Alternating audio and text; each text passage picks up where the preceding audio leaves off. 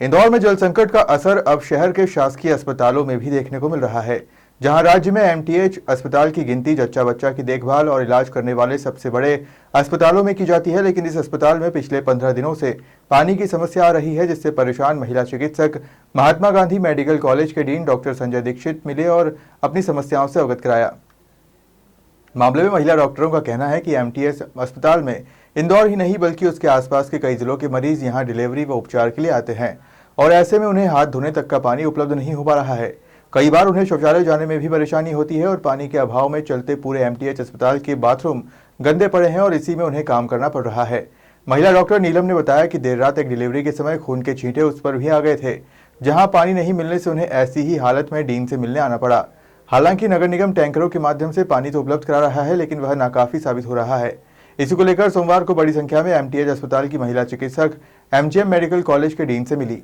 Ma'am आप dean साहब से मिले, ये क्या परेशानियों को मिले लेकर? हमारी मेन परेशानी 15 दिन से एमटीएच अस्पताल में पानी की कमी है और इस वजह से ना हाथ धो पा रहे, डिलीवरी करवाने के बाद ना हाथ धो पा रहे, ना ओटी के बाद इंस्ट्रूमेंट धो पा रहे, ना मरीजों की अच्छे से सफाई हो पा रही, ना हम 48 घंटे तक हम कंटिन्यूअसली वहाँ काम करते हैं, ना हम फ्रेश हो पाते हैं, ना हम वॉशरूम जा पाते हैं।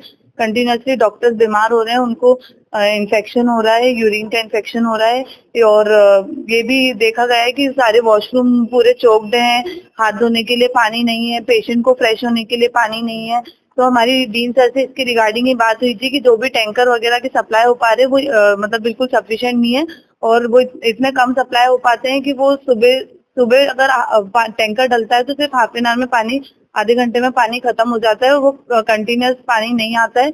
इस वजह से ना डॉक्टर्स खाना खा पाते, क्योंकि अगर हाथ गंदे होंगे तो कैसे खाना खाएंगे। फ्लोर ओटी में जाने से पहले पानी से वॉश होते हैं, सोप वगैरह इनसे वॉश होते हैं, लेकिन स्पिरिट से वॉश होके फिर ओटी करनी पड़ रही है और इतनी परेशानी है कि मतलब ऑपरेशन बड़ी मुश्किल से ऑपरेशन कर रहे हैं, कोई भी कुछ भी ढंग से नहीं कर पा रहा है। और यहाँ तक कि मरीजों को भी बहुत प्रॉब्लम आ रही है, पीने का पानी तक नहीं है। वो उन लोगों को, बेचारे गरीब पेशेंट आते हैं सरकारी अस्पताल में, तो गरीब ही आएंगे, इधर उधर से रेफरल आते हैं, कोई धार से आ रहा है, कोई बड़वानी से आ रहा है, बेचारों को पानी की भी कमी है।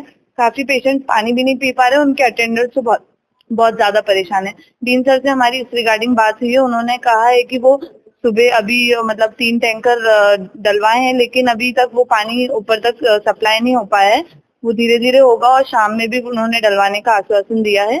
और हमारी जितने भी हमारे हायर अथॉरिटीज है वो भी कंटिन्यूअसली वाटर के मतलब ये जो पानी की कमी के रिगार्डिंग वो कंटिन्यूअसली बात कर रहे हैं और इसके रिगार्डिंग कोई सॉल्यूशन ढूंढने की कोशिश कर रहे हैं, बट अभी तक पानी अवेलेबल नहीं हो पाया है। आपका नाम? डॉक्टर अंजलि। ये जूनियर डॉक्टर एसोसिएशन के डॉक्टर्स में से भी मिले थे।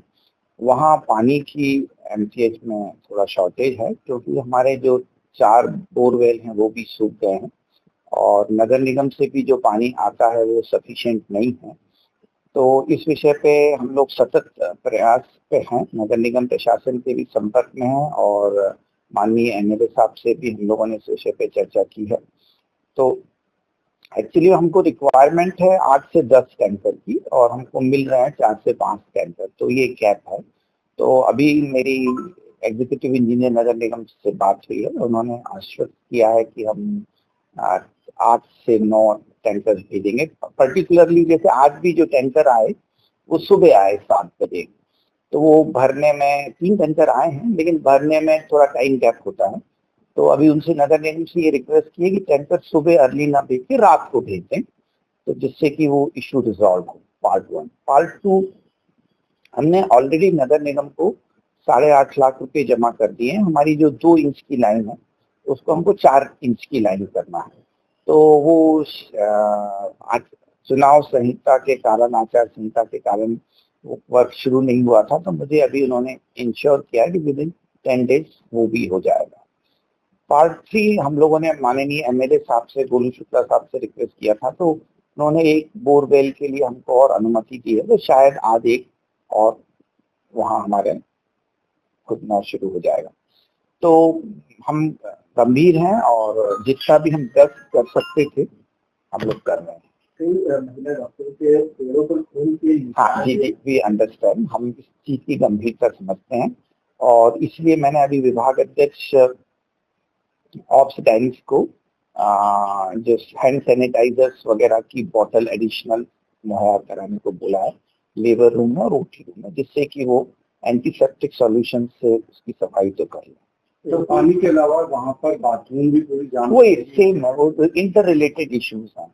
हजारों मरीज जो है एमकेएच हॉस्पिटल में रोजाना आते हैं और छुट्टी होती है, तो ऐसे में कितनी बड़ी घटना मानते हैं? तो पानी तो आज महत्वपूर्ण नहीं, हम पानी महत्वपूर्ण है और इसके लिए हम लोग सतत प्रयास भी कर रहे हैं। ऐसा नहीं है, जैसा मैंने आपको बताया कि पानी नहीं मिल पा हाँ, रहा है। मैंने आपको जैसे बताया कि पानी की लाइन चेंज करने का जो बेसिक चीजें हैं, जैसे एक एडिशनल बोर के लिए हमने परमिशन ले ली है। टैंकर्स की फ्रीक्वेंसी को मॉनिटर करने के लिए उसकी मतलब अवेलेबिलिटी और टाइमिंग्स के लिए अभी चर्चा की, छात्रों से भी चर्चा की और मैकेनिज्म से भी चर्चा हुई। तो उन्होंने हमको आश्वासन दिया है कि अभी 3 टैंकर तो वो लोग अभी भेज ही रहे हैं, उसके बाद रात को जो सुबह अर्ली मॉर्निंग में भेजते हैं वो रात को भेजेंगे। होपफुली ये समस्या रिजॉल्व होगी। Thank you sir. सुलभ शौचालय बन गया है, हाँ। नहीं तो और ज्यादा क्राइसिस होती। मतलब लकीली मैं रियली, नहीं तो और